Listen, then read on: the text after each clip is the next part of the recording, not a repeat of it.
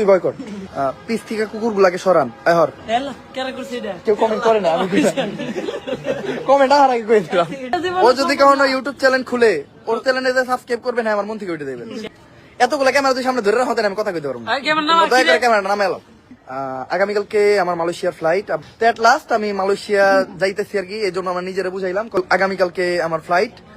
আগামীকালকে আমি হয়তো যদি আল্লাহ তাআলা সহায় থাকেন আমি দুপুরের ভিতর মালয়েশিয়া থাকবো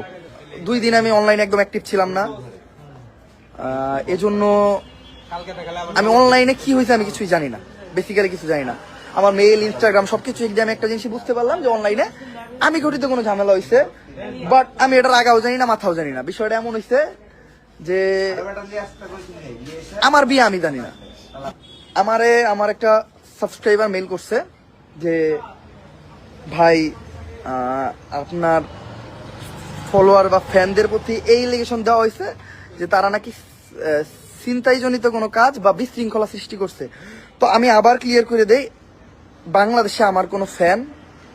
ভক্ত শিষ্য এগুলো কিচ্ছু নাই বাংলাদেশে যে আমার ভিডিও একদিন দেখছে সে আমার ভাই মেয়ে দেখে থাকলে সে আমার বোন মানে সবাই আমি শ্রদ্ধার কাতারে দেখি তারা আমার ভাই বোন এরকম কিছু তো আমার 64 জেলায় কোনো ভক্ত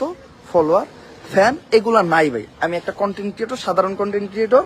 আমি একজন ছোট কন্টেন্ট ক্রিয়েটর আমার 64 জেলায় যদি কোথাও কোনো কিছু থাইকা থাকে সেটা হলো আমার ভাই এটা আমি বললাম কিসের জন্য আমি পুরো বাংলাদেশ একা ঘুরছি আমার যখনই আমার ভাইদের সাথে ফলোয়ার বা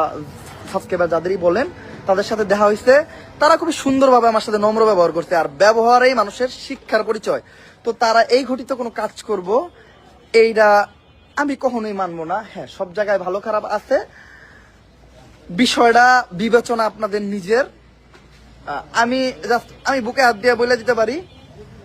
যে এই ধরনের কোনো এলিগেশন আমি মনে করি